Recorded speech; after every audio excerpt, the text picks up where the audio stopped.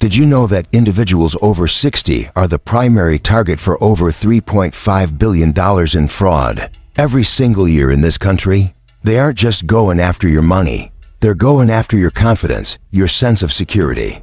They bank on one thing: your emotional reaction. They believe they can push a button: fear, confusion, even love for a grandchild and a fake emergency, and get you to act before you think. They've built an entire industry on the idea that they can control your emotions better than you can. Today, we're going to dismantle that idea. We're going to take the psychological tools I used for 30 years in high-stakes interrogation rooms and fuse them with the unbreakable mental discipline of a Shaolin master. Forget being a target. We're going to turn you into a fortress. The invisible scripts that people use to try and manipulate you. By the end of this, you'll be the one reading them. Let's start with the fundamental question. Why do people try to trigger you? It's not just about criminals. It can be a condescending relative at a holiday dinner, a pushy salesperson, or even a so-called friend who seems to enjoy getting a rise out of you. The motive is always the same: control. An emotional person is a predictable person. When someone can get you to react with anger, fear, or insecurity, they've just taken the steering wheel out of your hands. They can predict your next move because your emotions are now making the decisions, not your rational mind. In my line of work, we called this finding the key. Every suspect had a key that would unlock them: pride, greed, fear for their family. The goal of a manipulator is to find your key and turn it. There's a simple, biological reason this works so well. It's called an amygdala hijack. Think of your amygdala as the primitive alarm system in your brain. It evolved to react instantly to a threat: a tiger in the bushes. It floods your system with cortisol and adrenaline, shutting down the thoughtful, logical part of your brain, the prefrontal cortex, so you can fight or flee. The problem is, that ancient alarm system can't tell the difference between a real tiger and a barbed comment from your son-in-law about your memory. The physiological reaction is the same. Your heart pounds, your vision narrows, and your capacity for rational thought plummets. Manipulators are experts at intentionally setting off this alarm. Have you ever been in an argument and, afterward, you thought of all the things you should have said? That's because your rational brain was offline, hijacked by that ancient alarm. When was the last time you felt that hijack? That rush of emotion that left you feeling powerless and regretful later? Let me tell you about a case. A man I'll call the charmer. He didn't use threats. He used affection and pity. He targeted lonely widows, and his primary tool was triggering their fear of being a burden and their deep-seated desire for connection. He'd learn about their estranged children and then subtly position himself as the son who was always there. He would manufacture small crises, making them feel flustered and confused, and then swoop in to solve the problem, reinforcing their dependence. He was deliberately triggering their amygdala, making them feel scared and overwhelmed so that their rational mind couldn't see the glaring holes in his stories. He wasn't just stealing money, he was hijacking their brains. So how do we defend against this? We start with a technique from the intelligence community called the gray rock method. It's brutally simple. You become as boring, unresponsive, and uninteresting as a gray rock. When a manipulator tries to poke you, they get nothing back. No emotional flare-up, no angry defense, no tearful retreat. Just nothing. A calm, detached "I see," or "I'll have to think about that."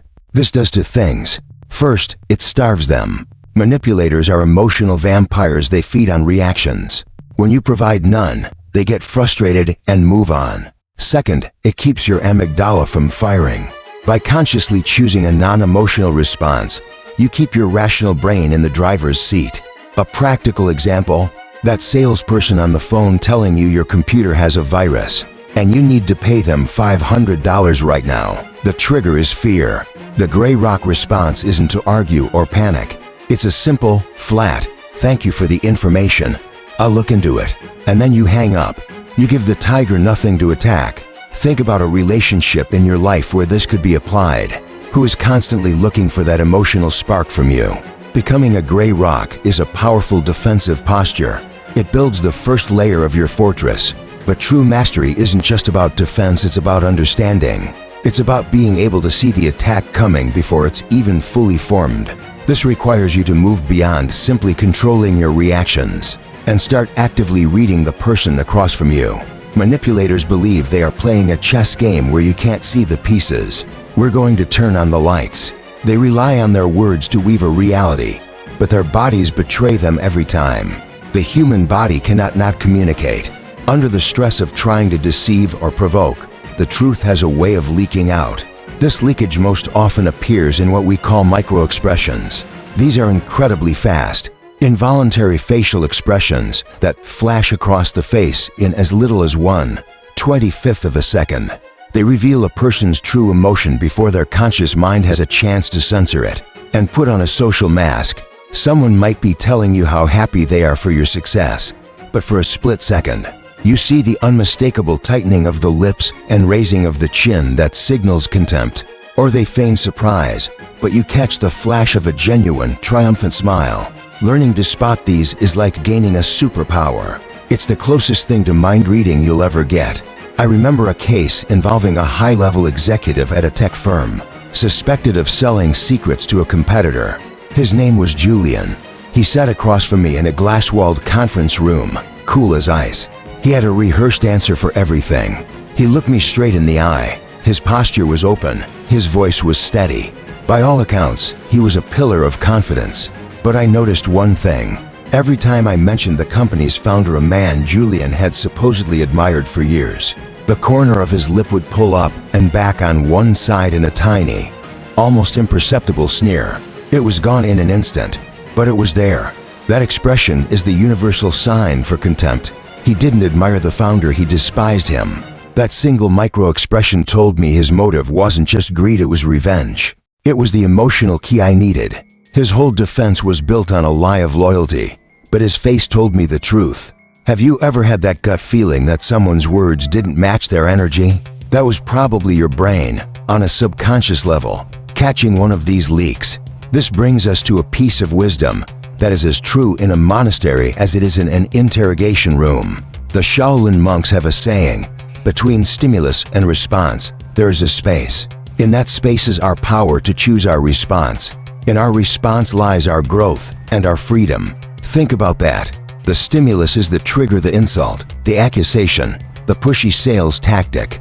The response is your emotional flare-up. But the power is in that tiny space in between.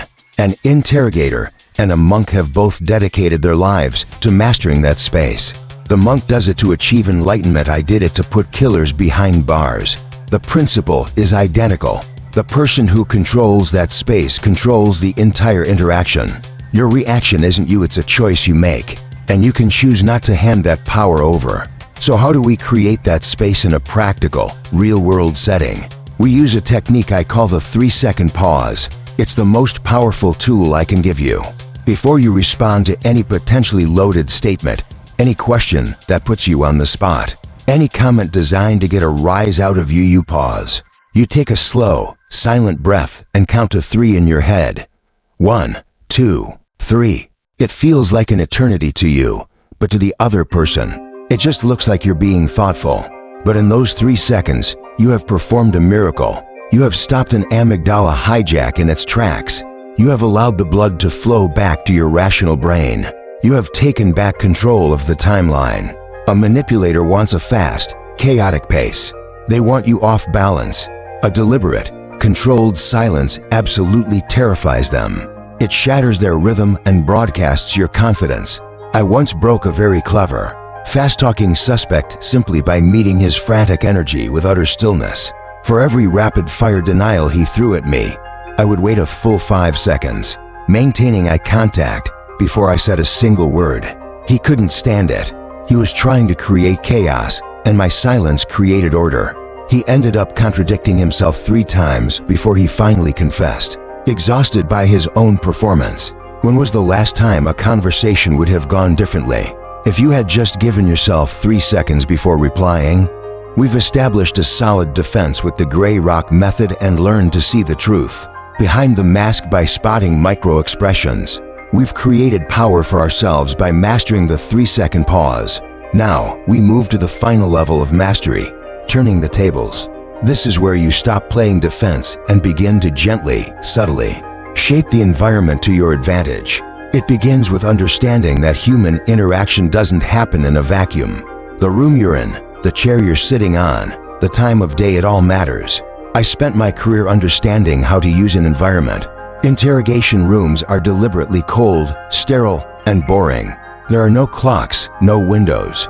This creates a sense of psychological isolation and timelessness that puts pressure on a suspect.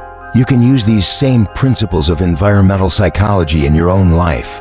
I once consulted on a nasty inheritance dispute between two brothers who were at each other's throats. Every time they met at their late parents' house to discuss the estate, it ended in a screaming match. It was no surprise.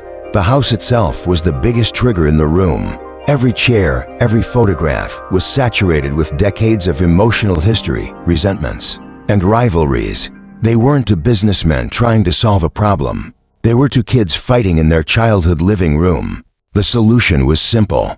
I had them meet in a neutral space, a bland, rented conference room with nothing but a table and 3 chairs. The shift was immediate and profound.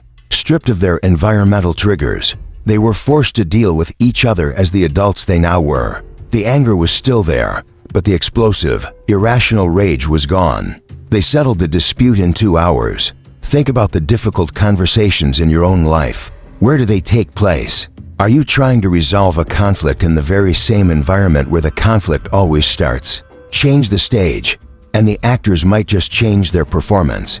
This leads us to the ultimate technique: reframing a trigger from a weakness into an advantage. When someone tries to push your buttons, they are giving you an incredible gift. They are handing you a perfectly labeled diagram of what they believe your weaknesses are. Their attempt to provoke you is pure data.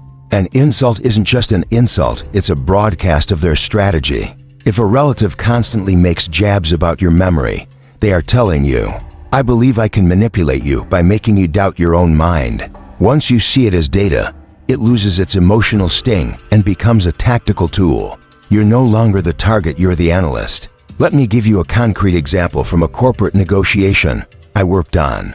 The opposing counsel was a real shark, and he had done his homework. He knew my client had a business that went bankrupt a decade earlier. In the middle of a tense discussion, he leaned back and said, "Well, we all know what happened the last time you were in charge of a major financial decision." The room went silent. It was a clear attempt to trigger shame and insecurity, to make my client emotional and defensive. During our preparation, we had anticipated this. Instead of taking the bait, my client paused for a full 3 seconds and responded calmly, "You're right to bring that up.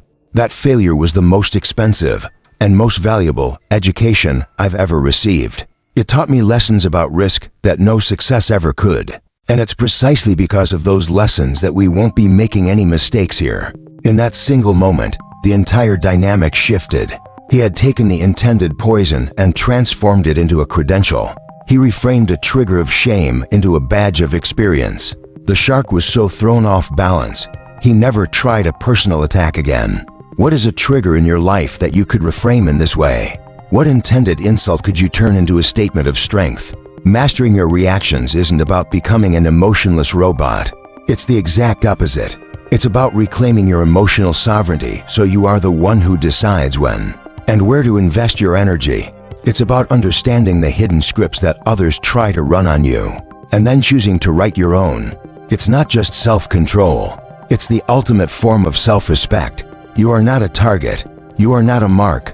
You are the calm, observant center of your own universe. And no one gets to hijack your mind without your permission. Want to learn how to spot the specific lies people tell when they're trying to manipulate you? Watch this next video on the 5 foolproof signs of deception. And before you go, comment below.